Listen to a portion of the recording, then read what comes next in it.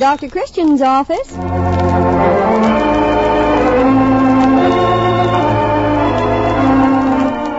Vaseline Program, the only show in radio where the audience writes the scripts. Stories right from the heart of America, written by the people of America, woven around that beloved American character, the family doctor.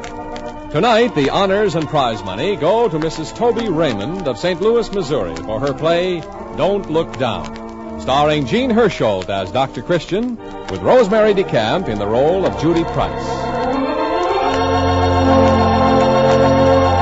Fellas, let's really face facts. When the fair sex glance your way, do they sigh? Ooh. Or are you the double trouble guy that makes them think? Uh-oh, dry scalp.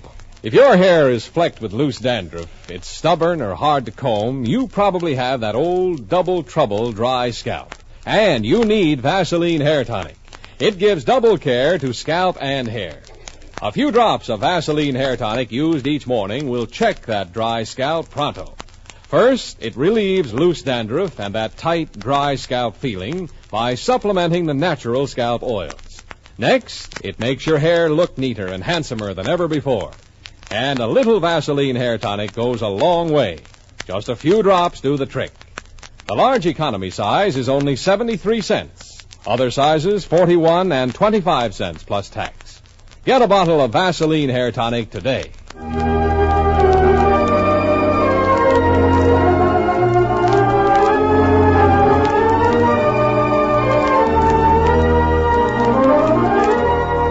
Now for our prize play, Don't Look Down. And it begins in Dr. Christian's familiar office in the old White House on the corner of State Street and the River Road. Judy Price, the doctor's confidential secretary nurse, has been holding down the fort alone for a few days, while Dr. Christian attended a medical assembly in New York. But he's expected back any minute now, and Judy has arranged fresh chrysanthemums on the table in the waiting room and dusted the doctor's office for the third time this morning. Ah, there's the welcome step at the door now. Hello, Judy.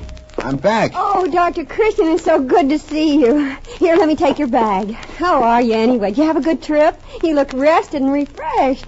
You tell me all about everything. I can't wait to hear. So I see.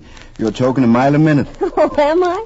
Well, things have been pretty quiet around here. I haven't had anyone to talk to. Now, how are all the patients? Oh, they're all doing well at the moment. For once, we didn't have any excitement at all in your absence. That's good, because I had enough excitement on my trip. I suppose it is exciting to meet a lot of your doctor friends and talk over new medical discoveries and see a lot of exhibits. Oh, that was not the excitement I was referring to, although I did enjoy the meeting, of course. Then what excitement do you mean? Something special happened? I'll say New York is an extraordinary place. Sort of a boiling cold compared to River's End. But what was it? You weren't robbed, I hope. Oh, now, Judy, you know I have nothing of value to attract robbers. I know. You were called in on a murder case. Why, Judy, is that all New York means to you? Robbers and murders? Well, if you read the papers, you'd think so, too. Anyway, what happened? The suspense is killing me. Oh, it's a long story, and perhaps there are patients to see me this morning. No, sir, not one. I wasn't sure which plane you'd come in on, so I kept the morning clear of appointments. So no more excuses now. You sit down in your armchair, tell me the whole thing from the beginning, and don't leave out any details. All right. Have you got any coffee? You know I have, Doctor. Getting it hot on the electric plate. I'll get it. Yeah. You're a nice girl to come home to, Judy. Some young man is missing a good bed. Here's your coffee, piping hot. Now, let's hear about your big adventure in New York. Well, as a matter of fact, the medical convention was really over. In fact, I was just checking out at the desk at the hotel when I heard one of the pages calling my name. Dr. Christian? Dr. Christian? Yes, boy, I'm here. What is it? Would you follow me, please, Dr. Christian? Mr. Chester, the hotel manager, must see you immediately. He said to tell you it's very urgent. He's on the 30th floor. Mr. Chester was in room 3014, but I couldn't see him at first because the room was swarming with newsmen, photographers, and policemen. Then I saw him standing by the window with one of the police officials. I knew Alex Chester pretty well because he used to live in River's End. Maybe that's why he called me that day, or perhaps it was because most of the other doctors attending the convention had already checked out. Mr. Chester seemed on the verge of a nervous collapse. At first I thought he needed my professional services. Then he spoke. Oh, this is terrible, Dr. Christian, simply terrible. You'll have to do something. If you could tell me what the trouble is, Alex. Well, he's out there. He crawled clear to the end of that narrow ledge.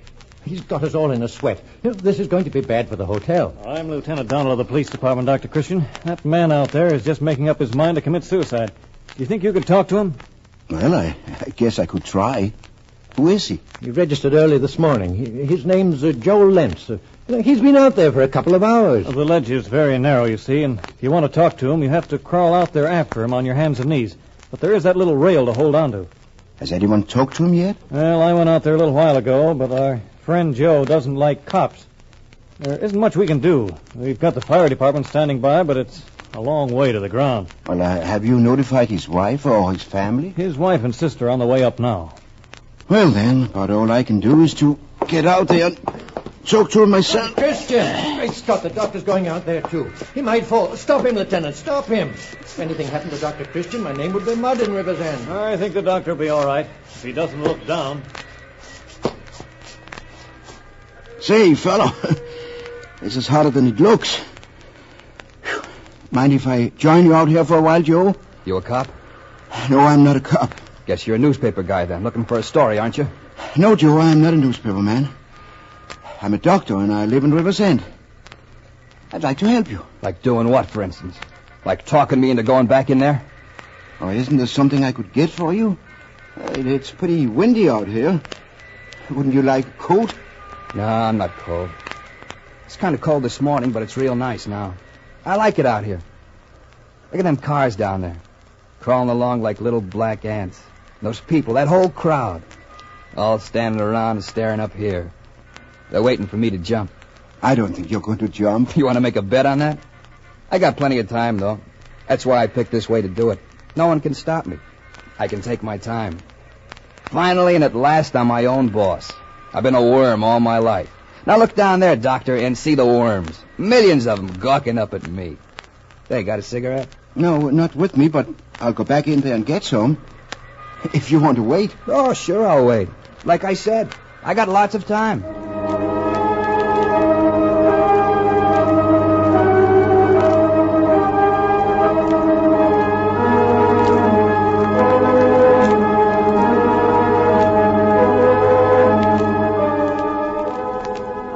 He's a tough one, all right. Say, can someone get me a pack of cigarettes? This is Mrs. Lentz, Dr. Christian. She wants to climb out there and talk to Joe. Now, what about it? I got a right to talk to him. You can't stop me. He's my husband. Why is he doing this? Joe is very upset now, Mrs. Lentz. You do want us to help him, don't you? He's crazy. How can he do this to me after all the sacrifices I've made? Well, now try to calm yourself, Mrs. Lentz. You can't go out there. In the first place, I don't really think it'll do any good. And then, too, it's pretty tricky out there. One slip and it might be all over for you. Aunt Tessie was right. He's just no good. Him and that no-good sister of his. He's never given me a decent home, a decent clothes, and now this. He can't do this to me. I gotta talk to him. Not now, Mrs. Lentz. Later, perhaps. When you calm down a little. Here are the cigarettes, Dr. Christian. I better get back out there. Let me know when his sister gets here.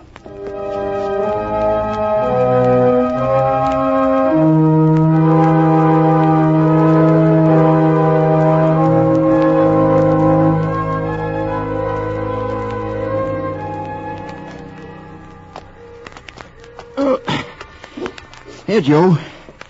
Here are your cigarettes. Don't come any nearer. Push them over here. Emma, your wife, is in there now. She wants to talk to you. Will you talk to her, Joe? No. No, I don't want to talk to her. Tell her to go away. Well, she feels pretty badly, Joe. Don't you think you ought to? I said I won't talk to her. Okay. You don't have to if you don't feel like you want to. Don't stand up, Joe. Don't get so excited. Sorry I blew my top, Doctor. Let's forget about it, huh? Say, what time is it now, anyway? 12 o'clock. 12 o'clock. Fellas where I work are all going out to lunch now. Wonder if any of them are down there looking up. Where do you work, Joe? At Graham's. It's a department store. I'm in the shipping department. Really isn't much of a job. Do you like to work? Oh, it's all right, I guess. Monotonous as the devil. Well, the guys I work with are a bunch of good Joes. We kid around a lot. Sometimes we play canasta in our lunch hour. I've been there since I got out of the service. What branch of the service were you in? Paratrooper? No, Doctor, I was in the infantry. Spent most of the war on the Aleutians. Made the invasion of Atsu and froze my feet. Boy, it was sure cold up there. How long were you in the Army? 3 years. 3 long years. I used to spend a lot of those cold nights planning how I was going to better myself when I got out. I was going to go to school, get an education.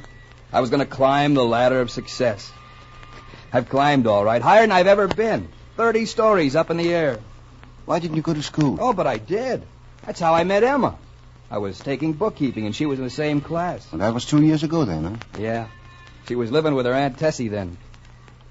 I walked her home from school one night. It was cold and raining. She invited me in for some hot chocolate. Kind of cute then. Her hair was soft and shiny. She used to laugh a lot. Mrs. Lynch is a very nice-looking woman. Oh, I walked her home from school all the time after that. All of a sudden, a few months later, I found myself married. Just like it happens to a lot of guys, I guess. Dr. Christian. Say, Doctor. Excuse me, Joe. I think someone is trying to get my attention. His sister is here. She wants to talk to him. Oh? They say your sister Audrey is here.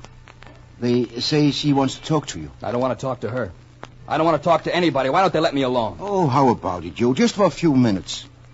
Well, all right. Fine, I'll get back in so she can come out and talk to you.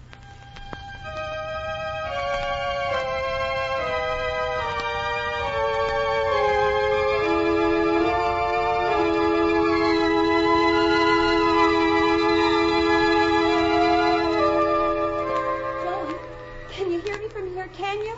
Yeah, sure I can hear you. Oh, Joey, I feel it's all my fault. Joey, I know it is. Oh, nuts, it's not. Really, it ain't. I don't feel like that, Audrey. If I lose you, what'll I do? Oh, you're the only one I've got. You've always taken care of me. I don't have anyone else. I need you, Joey. Oh, yeah, you need me, all right. Big help I am. Oh, listen to me. Please listen to me. Everything's going to be all right for me now. I don't need your money anymore. That day I phoned you, I was just scared, that's all. Tim wants to marry me. I'm going to be all right, Joey. That's fine, Audrey. That's great. Tim's a good guy. Everything's going to be different now. You won't have to worry about my running around anymore. I love Tim. I'll be a good wife to him. Oh, you do believe me, don't you? Yeah, sure I believe you. Then won't you come back to us, Joe? Why should I? You're all set with him. You don't need me anymore. Now, go away now, Audrey. I'm tired of talking. I want to think.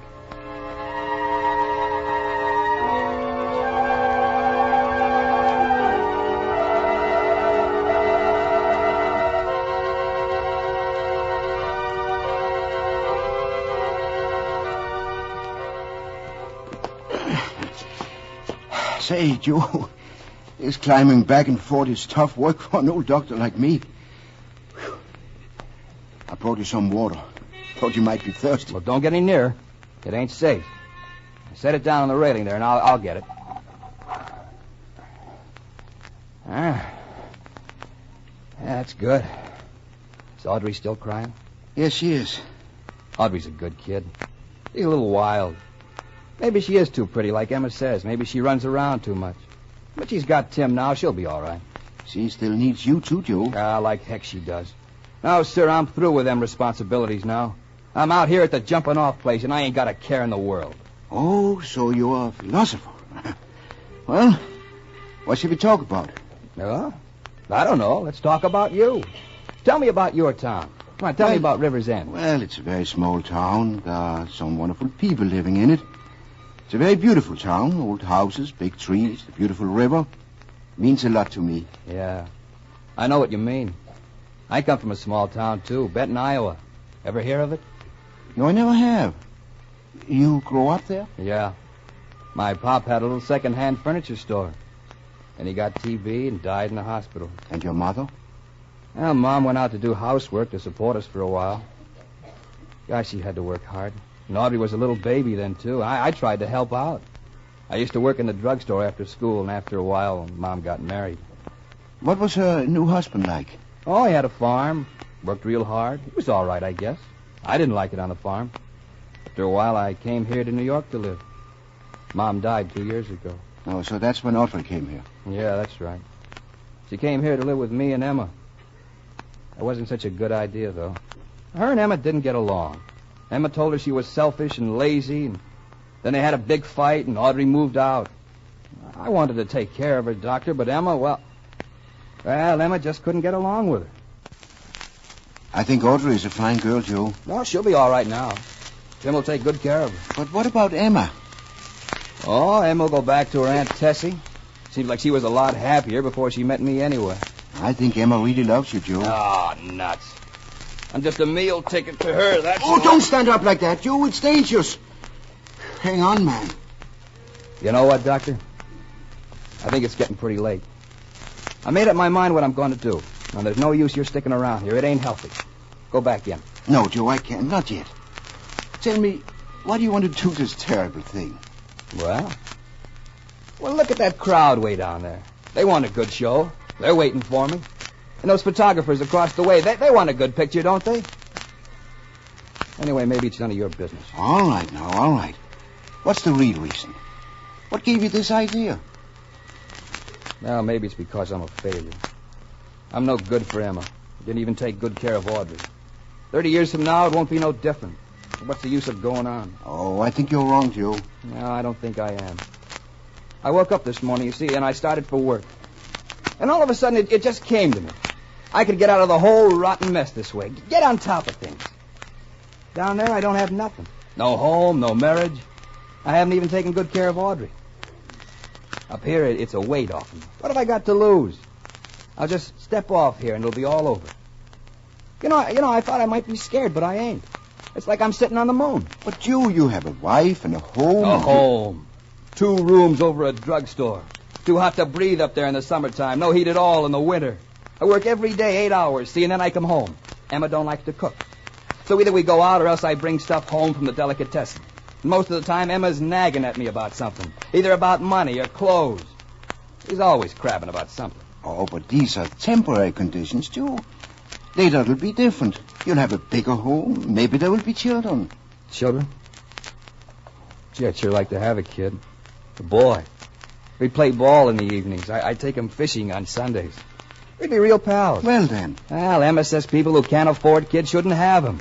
She said they need all kinds of expensive stuff like vitamins and braces and summer camps. Things I ain't ever going to be able to give them. Oh, if I'd only met you before, Joe. You know what we would have done, you and I? We would have gone on a fishing trip. Would you like that? Fishing? Yeah, I like fishing. I know of a secret place in the river back home where the trout come out to the sun themselves. No kidding. You like trout fishing? Oh, you bet. Oh, it's really beautiful in Riversend this time of the year. I sure wish I could have seen it. Look, I'm going back there tonight. Why don't you come with me, Joe? I can't, Doctor. I just can't.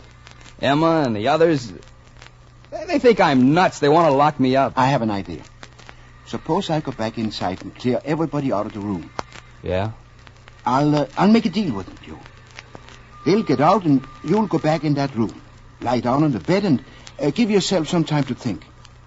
After that, if you still want to come back out here, well, that'll be all right, too. Oh, sure. Fat chance of them cops letting me back out here once I set my foot inside the room. Well, I'll see that they do. Yeah, and those people down there. They're still waiting for me. They want to see me jump. Listen to me, Joe. I'm going back in there now. If I can arrange it with the police, will you do this for me?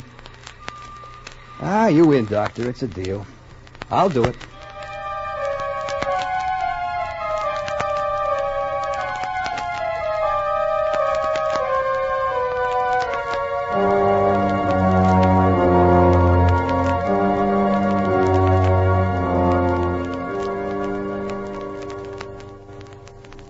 I'm supposed to let that nut come back in his room and lay down, and then if he decides to go out and jump off that ledge, I'm not to try to stop him? Why, it's fantastic. I can't do it, Dr. Christian. Now, don't you see, Lieutenant Donald? He's not really crazy. He's just a little mixed up. He doesn't really want to kill himself at all. This is the best way. I know it is. Oh, Lieutenant, I've a much better plan. Let him think we're agreeing to this idea, and then we can hide 2 of your men in a closet. And the minute he comes in that window, they can grab him. But, Alex, I've given my word. Hey, what about me? Why doesn't someone think of me? That's been the whole trouble, Mrs. Lentz. Huh? It's yourself you're always thinking of. That's why Joe is out there now. Oh, how can you talk to me like that? I've given him a home. You've never given him a real home. You've been too selfish to make a real home. You see, Joe is a very simple fellow. All he wanted was a home and a family, and he wanted to take care of his young sister. Think now, Mrs. Lenz. Have you really been a help to him? Well... Have you shared his troubles? But I tried. I wanted to. Well, things look very black to him now. As they do sometime to all of us. That's when we need someone to stand by us. Joe doesn't have anyone. He has me. Oh. Oh, Doctor, I see it now. How stupid and selfish I've been. Please let me go out and talk to him. No, I don't think you should. I don't think he wants to talk to you. It might even make him take that fatal plunge. Oh, but I'd tell him that I love him.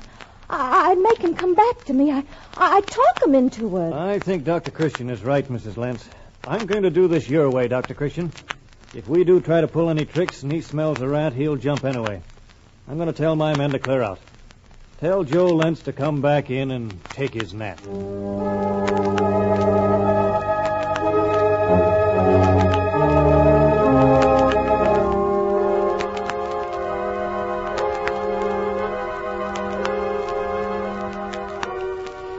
So I climbed back out on the ledge. But Joe was standing up and looking at the waiting crowd far below us. He seemed excited, and he was working himself up for the jump. So I talked to him quietly for a while. We talked about the places he had been and the places he might visit in the future. We talked about who might win the World Series, and we talked about fishing. Finally, he decided to do as I had suggested. He crawled to the window and climbed back into his room.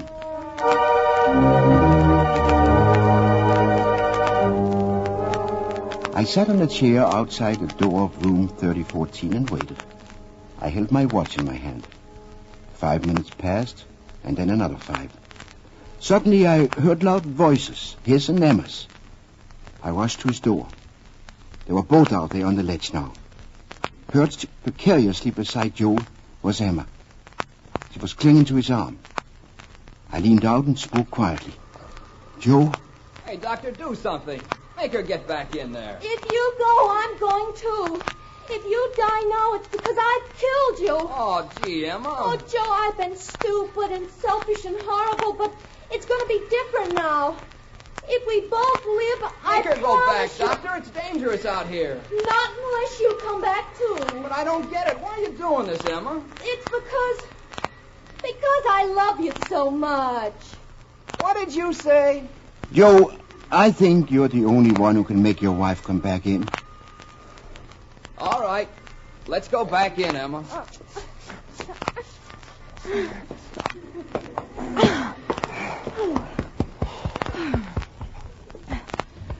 Now, will you please tell me how she got out there in the first place?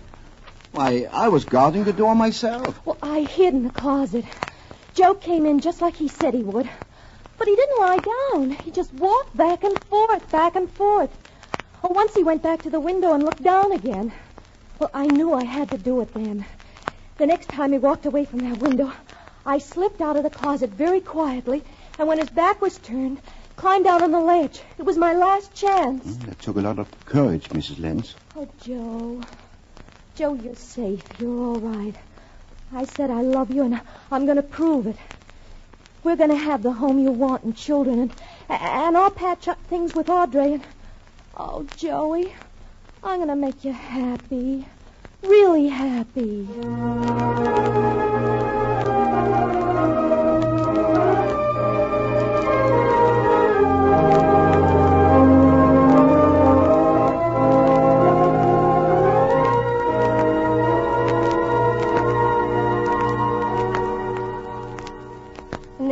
Happened on your trip to New York, Dr. Christian? Yes, it did.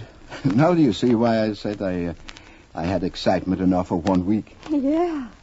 Well, what happened to Joe and Emma? Well, of course, there were the usual difficulties with the hotel management and the police.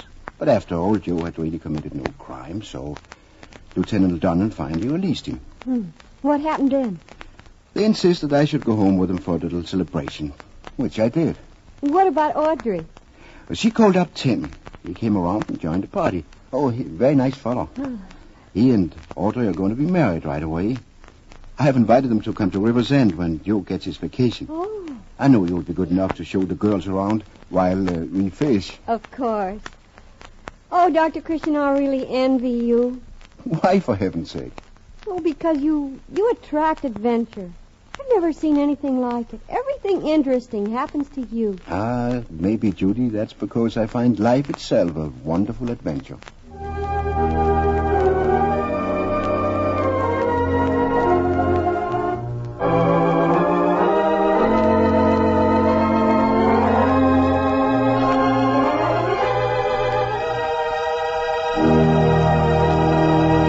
And the curtain comes down on another Dr. Christian prize play with our star, Jean Hersholt, waiting to greet you. Judy, here's a question for you. Who's right, the man who uses Vaseline hair tonic to keep his hair looking well-groomed, or his friend who uses it to keep his scalp in shape? Well, that's easy, Art. The answer is both. Because Vaseline hair tonic gives double care to both scalp and hair. Right. And fellas, if your hair is hard to comb, or you notice a little loose dandruff, or you're troubled with both, then you probably have dry scalp.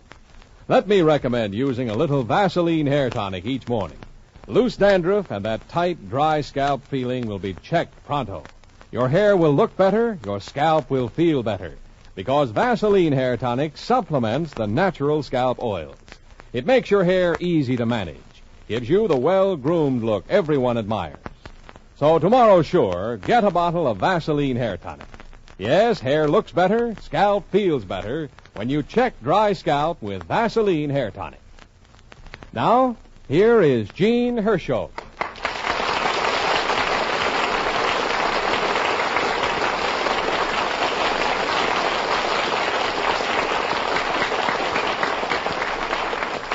Thank you very much. The author of tonight's prize play, Don't Look Down, is Mrs. Toby Raymond of St. Louis, Missouri. She attended Washington University in St. Louis, is married to Lawrence Raymond, who is employed at McDonnell Aircraft, and she has a 10-year-old daughter. Next week we plan to present The Class of 1908 Elects by Mary Macon of St. Albans, New York. We invite you all to join us again next Wednesday evening, same time and same station. And until then, I'll say good night.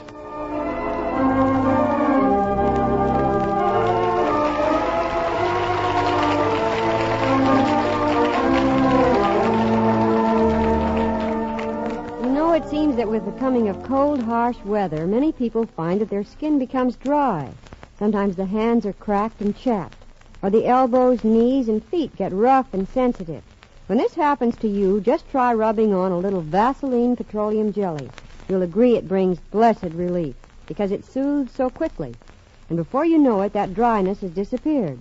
You'll find that dependable Vaseline petroleum jelly has scores of other uses, too. Relieves baby's chapped skin, helps to promote quick healing of minor burns, and protects against infection when the skin is broken or cracked. Why not get a jar of Vaseline petroleum jelly tomorrow? Better still, get 2 jars. One for the medicine cabinet and one for the kitchen. And remember, when you buy, to look for the trademark Vaseline. That trademark, owned by the Cheeseboro Manufacturing Company, is your guarantee of absolute purity. Thank you, Rosemary DeCamp. Art Gilmore speaking. This is CBS, the Columbia Broadcasting System.